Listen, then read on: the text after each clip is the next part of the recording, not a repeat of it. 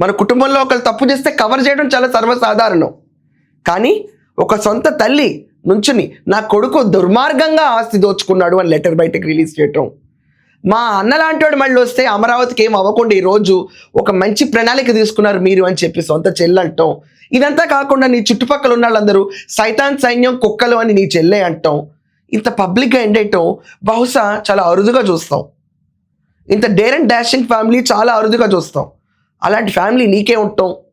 అలాంటి తరుణంలో తాలింపులు పోపులు పెట్టలాగా ప్రతిరోజు నీకు వచ్చే నూనెలో వేస్తుంటే వేగి వేగి మాడిపోయి ఈరోజు ఆ మాడిపోయిన మొహంతో నువ్వు అసెంబ్లీకి కూడా రాలేకుండా వస్తే అమరావతి రైతులందరూ మళ్ళీ నిన్ను ఏం చూసి ఏం కమెంట్లు చేస్తారో అని భయపడి నీతో పాటు ఉన్న 10 మందిని కూడా పంపించలేకుండా నీ గొయ్యి నీ వేళతో నువ్వు తవ్వుకుని దాంట్లో నీ చెల్లి చేతితో మట్టేయించుకుని చంద్రబాబు నాయుడు గారి విజన్ గ్రేట్ అని ఆవిడతోనే పొగిడిచ్చి నీ పరిస్థితి చాప్టర్ క్లోజ్.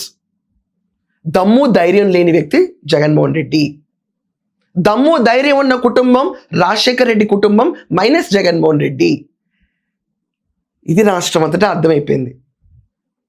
నీకెవరున్నారు ఇంకా? నీకు నువ్వే ఉండు, ఇంకేం చేస్తాం?